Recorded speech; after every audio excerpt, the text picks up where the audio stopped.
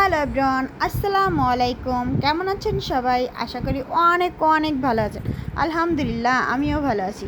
আজকে গাজর আলু ভাজি করব। নিয়ে নিলাম পেঁয়াজ কুচি, কয়েকটা কাঁচামরিচ কেটে নিলাম, কয়েক টুকরো রসুন কুচি এবং কয়েকটা শুকনো মরিচ ভালো করে কুটু কুটু করে কেটে নিলাম। নিয়ে নিলাম ধনিয়া পাতা। এবার একটা কড়াই বসিয়ে দিব। কড়াইতে দিয়ে দিলাম তেল। তেলের ভিতরে এখন দিয়ে দিব শুকনো মরিচগুলো। এবার একটু হালকা করে ভেজে এর ভিতরে দিয়ে দিলাম রসুন কুচি। রসুনটা একটু লাল লাল করে ভেজে নিব যাতে এর ফ্লেভারটা আসে।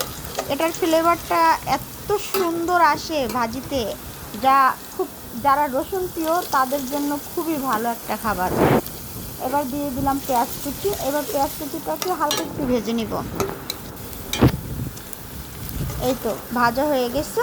এবার দিয়ে দিলাম কাঁচামরিচটি আমি ভালো করে একটু ছোটো ছোটো করে কেটে নিয়েছি। এখন দিয়ে দিলাম আলু আর গাজর।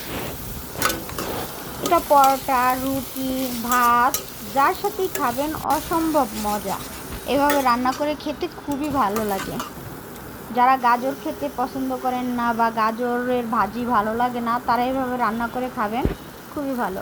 দিয়ে দিলাম লবণ, 1 চামচ লবণ, 1 চামচ হলুদের গুঁড়া, মানে সামান্য একটু হলুদের গুঁড়া, 1 চামচ মরিচের গুঁড়া দিয়ে ভালোভাবে নাড়াচাড়া করে একটা ঢাকনা দিয়ে ঢেকে দিলাম সিদ্ধ হওয়ার জন্য।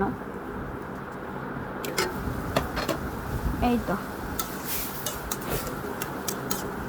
এখনও সিদ্ধ হয়নি, অনেকটা পানি আছে।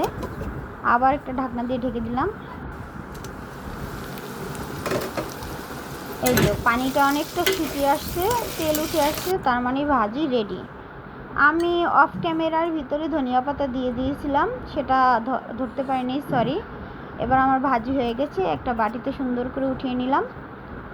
তৈরি আমার ভাজি। দেখেন কালারটা কত সুন্দর এসেছে। এটা খেতে অসম্ভব মজা। ভিডিওটি ভালো লাগলে অবশ্যই লাইক, কমেন্ট, শেয়ার করে দিবেন। খোদা হাফেজ, ভালো থাকবেন, বাই বাই।